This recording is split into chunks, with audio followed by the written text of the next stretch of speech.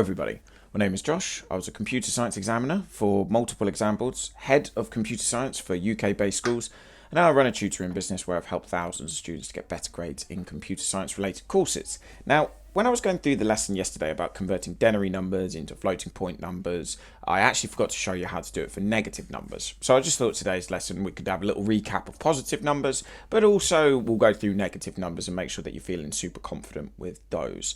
So with this is just going to be a positive conversion. So essentially the idea being that you want to go for 0, 1 on these. 0, 1. That's what we want on the front. And if it was a negative number, it would be 1, 0.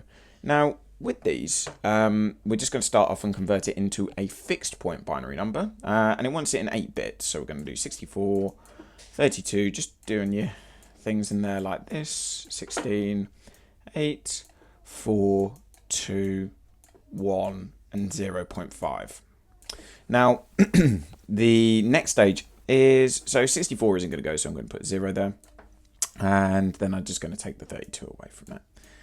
I'd just maybe recommend with some of the slightly larger numbers that what you're going to do is when you're taking it away, it's going to maybe use column subtraction because that's where you're more likely to make a mistake. If in OCR and Cambridge International you don't have a calculator, AQA you do, so you're probably less likely to make a mistake if you're in AQA. But still, you know, it's worth checking, isn't it? Because, you know, there's a lot riding on these tests ultimately. So 32 there, and then we just need to make up the 13.5, which is a smaller number, so we're less likely to make a mistake, which is going to be the 8, the 4, and then the 1 there. And then we just need to put in the 0.5. Now, that's step 1. So step 1 is we get our fixed point binary number. The next stage of what we need to do is we need to work out what the exponent is going to be. Now the exponent, as I was saying to you, is that's all to do with where we need to get the decimal point in between the 0 and the 1 at the front. And how we do that is the decimal point is in between the 1 and the 0.5. Little mistake that I see quite a lot of students doing is what they'll do is they'll actually go back to the start here. So just be super, super careful that what you don't do is that you don't go for, you know, right at the back because people just think, oh, it's at the end. If you've got like quite a large decimal number, you know, if whatever that might be, just be really careful that you're putting the decimal point in the right place because either that's going to hugely change what the exponent is. So anyway, from there, we're just going to move the decimal point. So we're going to go 1, 2, 3, 4, 5, 6, and we're moving it in between here because it's a positive number. So we move that 6 times. Redraw your number. So decimal point here, and then you're going to go 1, 0, 1, 1, 0, 1, 1. Now we moved it 6 times, so that tells us that our exponent is going to be 6, so, and it needs to be 4 bits, so 0, 1, 1, 0. So that's the 4 and the 2 there in the exponent. Lovely, all done there. Now, negative numbers are ever so slightly different. Nothing crazy. There's a lot of the same steps. We just got to remember at some point we've got to 2's complement it. So step 1, exactly the same. Just convert that into a 8-bit binary number positive. So I'm just going to do positive to start with. No different than what we were doing before. And then we're going to go 0.5. So we've got put same numbers in there. And then what we do is we just put 0, 0, 0. Depending on how confident you are, as I said, if you want to take them away and do that stuff, that's no problems with that. So 14 is going to be 8, 4, 2, 0, and 1. Now, this is the different part.